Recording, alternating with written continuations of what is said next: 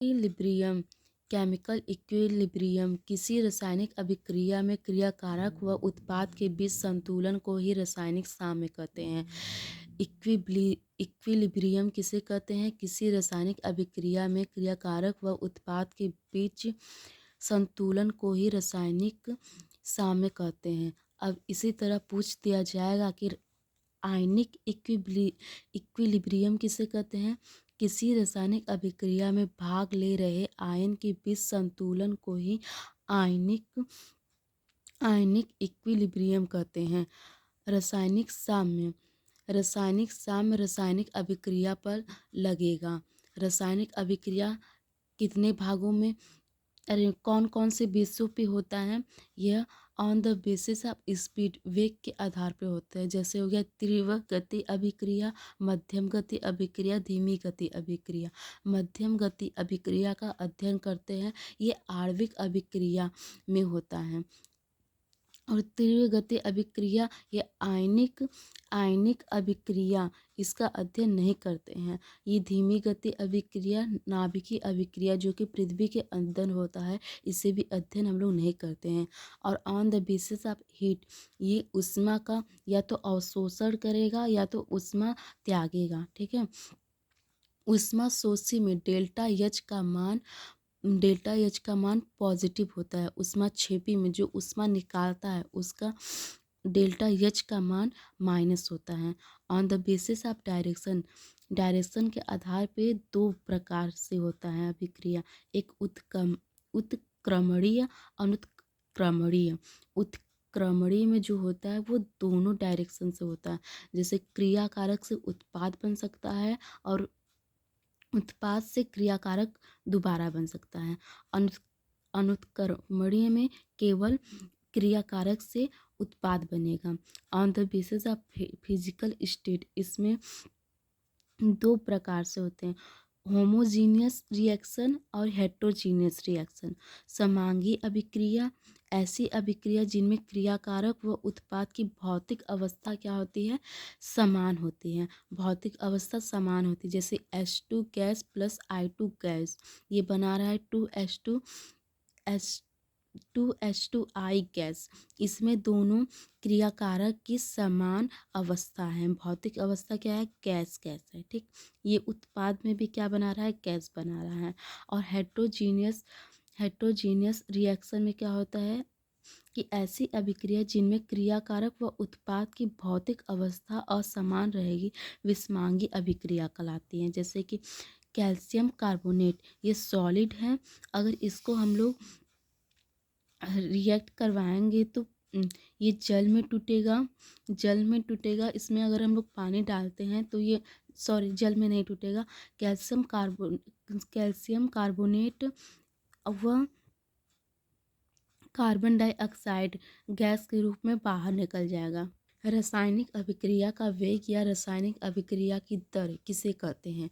इकाई समय में क्रियाकारक व उत्पाद की सांद्रता में होने वाला परिवर्तन ही रासायनिक अभिक्रिया की दर कहलाता है। क्या क्या होता है? इकाई समय में क्रियाकारक व उत्पाद की सांद्रता में होने वाला परिवर्तन रासायनिक अभिक्रिया की दर कहलाता है। रेट ऑफ रिएक्शन सांद्रता में परिवर्तन बटा के परिवर्तन में लगने वाला समय। रेट ऑफ रिएक्शन क्या होता है? सांद्रता में परिवर्तन या उत्पाद की सांद्रता में क्रियाकारक में की सांद्रता में होने वाला परिवर्तन बटाकर परिवर्तन में लगा हुआ जो समय है। क्रियाकारक की दर समय के साथ कम होती हैं। क्रियाकारक की दर जो होती है वो समय के साथ कम होती हैं। उत्पाद की दर समय के साथ बढ़ती जाती हैं। उत्पाद की दर क्या होती है? समय के साथ बढ़ती जाती हैं। अभिक्रिया के प्रारंभ में केवल क्रियाकारक होते हैं। अभिक्रिया के प्रारंभ में क्या होता है? केवल क्रियाकारक होता है, उत्पाद नहीं होता है। रासायनिक साम्य केमिकल इक्विलिब्रियम ए ए से बी बन रहा है या बी से ए बन रहा है, ये क्रिया कारक है, ये उत्पाद है। साम्य अवस्था किसे कहते हैं? साम्य अवस्था किसे कहते हैं? किसी रासायनिक अभिक्रिया की ऐसी अवस्था जिनमें अग्र अभिक्रिया, ये हो गई ए से बी, अग्र अभिक्रिया की दर व पश्च अभिक्रिया की दर समान हो, ये पश्च अभिक्रिया हो गई। बी से ए पश्च अभिक्रिया हो गई, इन दोनों की दर जो होती है समान हो जाए उसे साम्य अवस्था कहते हैं, साम्य अवस्था कहते हैं। या तो हम इसे यह भी बोल सकते हैं, किसी रासायनिक अभिक्रिया में क्रिया कारकों के विलुप्त होने की दर तथा उत्पाद के निर्माण की दर समान होगी, वह साम्य अवस्था कहलाएगी। क्या? कि किसी रासायनिक अभिक्रिया में क्रियाकारक के विलुप्त होने की दर और उत्पाद के निर्माण की दर समान होगी तो वो साम्य अवस्था कहलाएगी। या तो हम इसे ये भी बोल सकते हैं, किसी रासायनिक अभिक्रिया की ऐसी अवस्था जिनमें क्रियाकारक का उत्पाद में परिवर्तन, किस क्रियाकारक का उत्पाद में परिवर्तन तथा उत्पाद का क्रियाकारक में परिवर्तन की दर समान हो तो साम्य अवस्था कहलाएगी। नोट फर्स्ट है जिसे हम लोग को याद रखना है, साम्य अवस्था क्रियाकारक व उत्पाद की सांद्रता समान भी हो सकती है या नहीं भी हो सकती, परंतु क्रियाकारक की दर व उत्पाद की दर हमेशा समान होगी। जो समय है वो हमेशा समान होगी।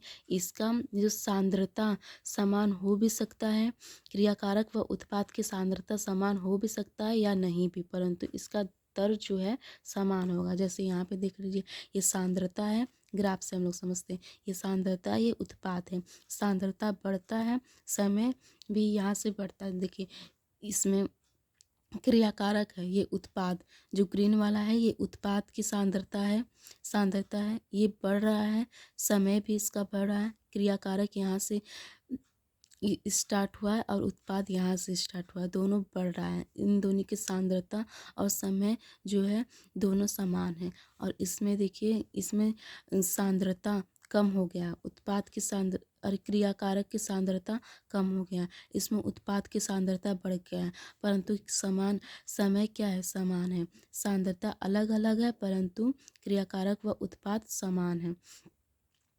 क्रियाकारक व उत्पाद की दर समान है। सॉरी, ये यहाँ पे देखिए सांद्रता है, ये क्रियाकारक है, क्रियाकारक बढ़ रहा है, क्रियाकारक क्या हो रहा है, घट रहा है इसमें क्रियाकारक, और इसका दर समान है।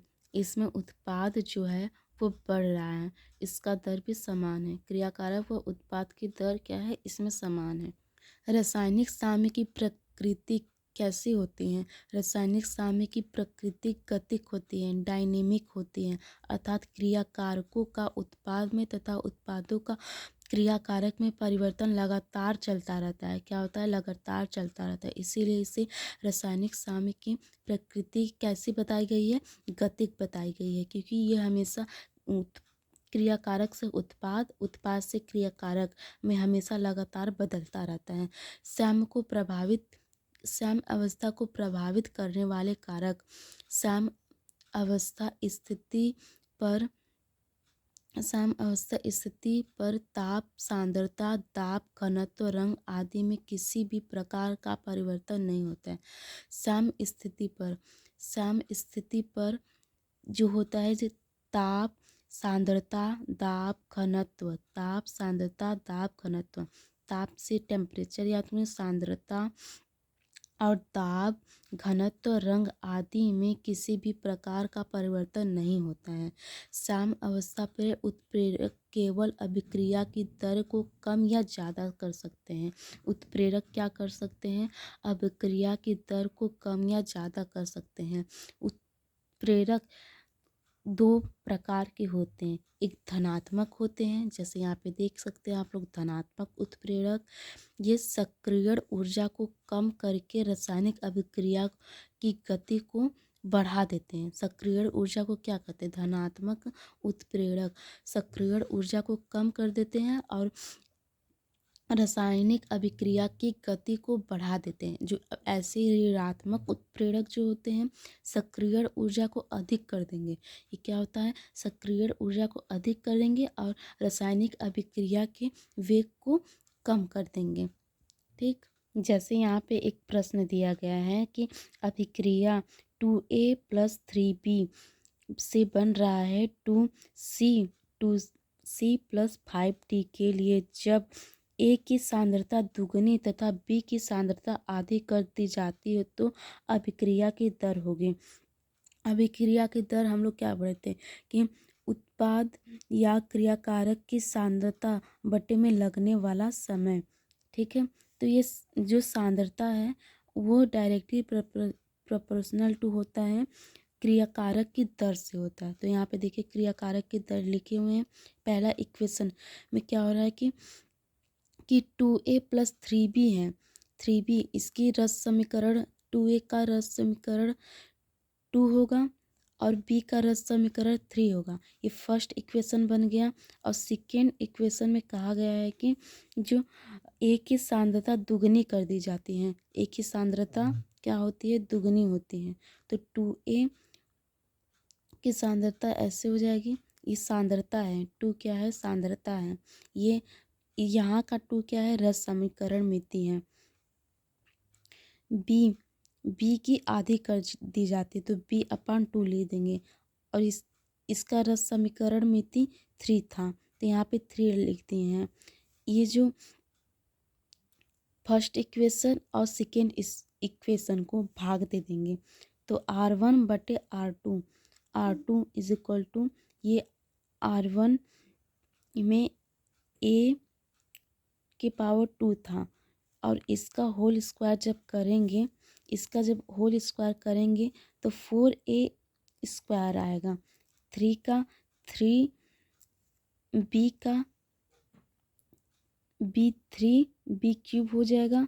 और यहाँ पे जब हम लोग B/2 का क्यूब करेंगे तो B³ और 8 हो जाएगा। 8 का क्यूब 2 का क्यूब कितना होता है? 8 होता है। तो यहाँ पे 8 लिख देंगे। A से A कट गया, B से B कट गया। 2 4 2 जा 8, यहाँ पे 2 आ जाएगा। फिर R1 = R2 ऊपर चला जाएगा तो 2R2 हो जाएगा। तो पूछा गया है क्या कि जो नई वाली अभिक्रिया बनी है उसकी R2 की दर क्या होगी? तो R2 की दर पहले वाले अभिक्रिया के आधी हो जाएगी। देखिए R2 की दर पहले वाले अभिक्रिया के आधी हो जाएगा, इसलिए इसका आंसर हो जाएगा प्रारंभिक दर की आधी हो जाएगी। अब हम लोग देखेंगे कि एक्टिव मास सक्रिय द्रव्यमान किसे कहते हैं। क्या? एक्टिव मास सक्रिय द्रव्यमान क्रियाकारक की वह मात्रा जो रासायनिक अभिक्रिया के सक्रिय रूप से भाग ले रही है अर्थात उत्पाद का निर्माण कर रही है, सक्रिय द्रव्यमान कहलाती हैं। ठीक, क्रियाकारक की वह मात्रा जो रासायनिक अभिक्रिया में सक्रिय रूप से भाग ले रही है, सक्रिय रूप से भाग ले रही है उसे सक्रिय द्रव्यमान कहते हैं। सक्रिय द्रव्यमान उत्पाद का निर्माण करता है। सक्रिय द्रव्यमान को कोष्ठक के रूप द्वारा प्रदर्शित किया जाता है। यह सांद्रता का एक प्रकार है। सांद्रता जैसे कि मोलरता, फॉर्मलता, मोल भिन्न, नॉर्मलता। शुद्ध ठोस तथा शुद्ध द्रव की सांद्रता सक्रिय द्रव्यमान या शुद्ध ठोस हो या शुद्ध द्रव हो, उसकी जो सांद्रता होती है उसका सक्रिय द्रव्यमान हमेशा एक माना जाता है। क्या माना जाता है? हमेशा एक।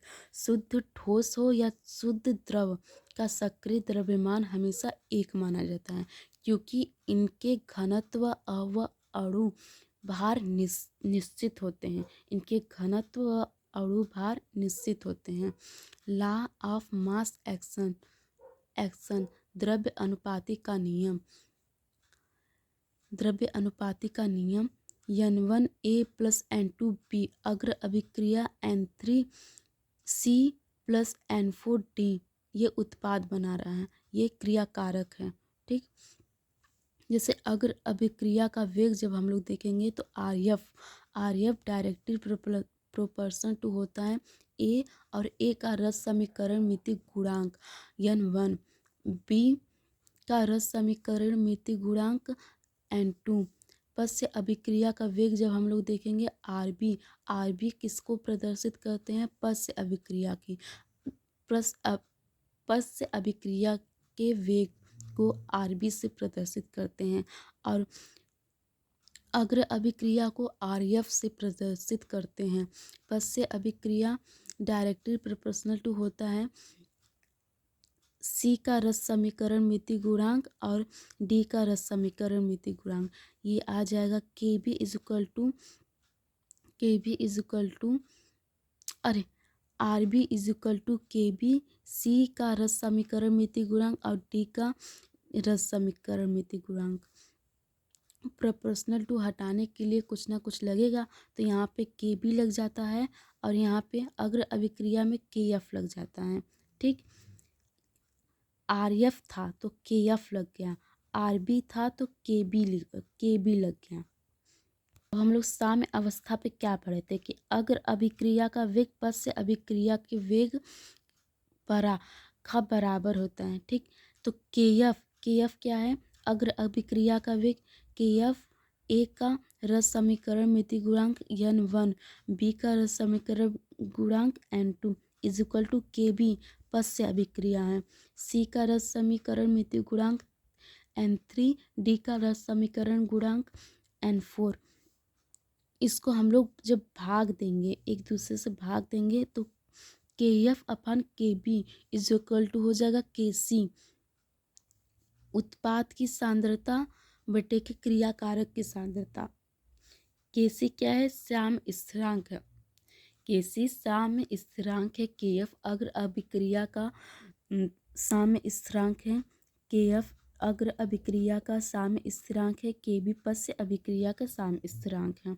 और के सी इज इक्वल टू के एफ अग्र अभिक्रिया का साम्य स्थिरांक, के बी पश्य अभिक्रिया का साम्य स्थिरांक बटा के इज इक्वल टू उत्पाद की रस समीकरण मिति गुणांक, क्रियाकारक का रस समीकरण मिति गुणांक। ठीक, नोट, गैस के लिए सांद्रता की जगह पर आंशिक दाब का प्रयोग करते हैं। जैसे गैस हो गया ना, वहाँ पे सांद्रता का प्रयोग नहीं करेंगे क्योंकि यहाँ पे दाब होता है, तो इसे आंशिक दाब का प्रयोग करेंगे। जैसे A B P A R T यहाँ पे हो गया, बी आर टी हो गया, सी आर टी हो गया, P D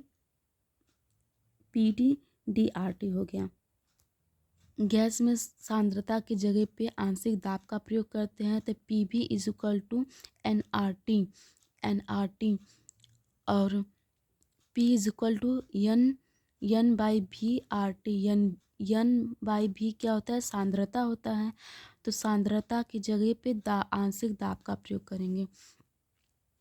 P is equal to C R T. यहाँ पे पूरा सॉल्व करने पे आएगा के P is equal to K C R T delta N G. Delta N G क्या है कि गैसों के मोलों, डेल्टा एन जी क्या है? गैस की मोलों की संख्या है। Delta N R minus N P N P minus N R है। एन पी क्या है कि एन पी उत्पाद का गैसीय मोल और एन आर क्रियाकारक का गैसीय मोल है। अब हम लोग के पी व के सी के बीच संबंध देखेंगे। के P is equal to K C delta, K P is equal to K C R T delta N G. अगर डेल्टा एन जी का मान कम हो, 0 से ज़्यादा होगा, तो के पी का मान ज़्यादा होगा और के सी का मान कम होगा। यदि डेल्टा एन जी का मान 0 से कम होगा तो के सी का मान ज़्यादा होगा और के पी का मान कम होगा। यदि delta N G is equal to 0 होगा तो के P is equal to K सी होगा। यदि टी के जगह पे 1/r हो तो के P is equal to K सी हो जाएगा। उत्पाद तथा क्रियाकारक का अस्थायित्व, उत्पाद तथा क्रियाकारक का अस्थायित्व। के सी उत्पाद की सांद्रता क्रियाकारक की बटा क्रियाकारक की सांद्रता। अगर Kc बढ़ेगा तो उत्पाद की अस्थायित्व क्या होगा, बढ़ेगा। उत्पाद का अस्थायित्व बढ़ेगा और क्रियाकारक का अस्थायित्व घटेगा। अगर Kc घटेगा तो उत्पाद का अस्थायित्व भी घटेगा और क्रियाकारक का अस्थायित्व क्या होगा, बढ़ेगा। यहाँ पे अभिक्रिया जैसे दी गई है, H2 gas plus I2 gas 2HI gas के लिए Kc का मान 50 है, तो Kp का मान क्या होगा। जैसे यहाँ पे 2 मोल हो गया उत्पाद का, 2 मोल हो गया उत्पाद का और 2 मोल हो गया क्रियाकारक का, ये दोनों इक्वल हो गए। डेल्टा Ng क्या हो गया, 0 हो गया, तो Kp is equal to Kc हो गया। इसका भी Kp का मान भी 50 आएगा। साम्य नियतांक को प्रभावित करने वाले कारक, फैक्टर अफेक्टिंग इक्विलिब्रियम कांस्टेंट। क्रियाकारक व उत्पाद की सांद्रता में परिवर्तन से साम्य स्थिरांक पर कोई प्रभाव नहीं पड़ता है। दाब के मान में परिवर्तन से साम्य स्थिरांक पर भी कोई प्रभाव नहीं पड़ता है। आयतन के मान में परिवर्तन से भी कोई प्रभाव नहीं पड़ता है। घनत्व तथा उत्प्रेरक से भी कोई प्रभाव नहीं पड़ता है। तापमान से क्या है, कैलासियस समीकरण द्वारा देखिए, log 10 K2 अपान K1 डेल्टा H अपान 2.303 R 1 अपान डेल्टा 1 माइनस 1 अपान डेल्टा 1 नहीं है, 1 अपान T1 माइनस 1 अपान T2। डेल्टा H पॉजिटिव है जब ऊष्मा शोषी है और टेम्परेचर बढ़ने पर K2 का मान जो है वो ज़्यादा होगा, K1 का मान कम होगा।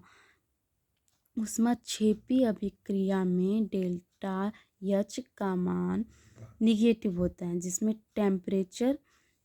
टेम्परेचर ऊष्माक्षेपी में क्या होता है कि क्षेपी निकलता है, टेम्परेचर बढ़ेगा और K2 का मान कम होगा K1 से।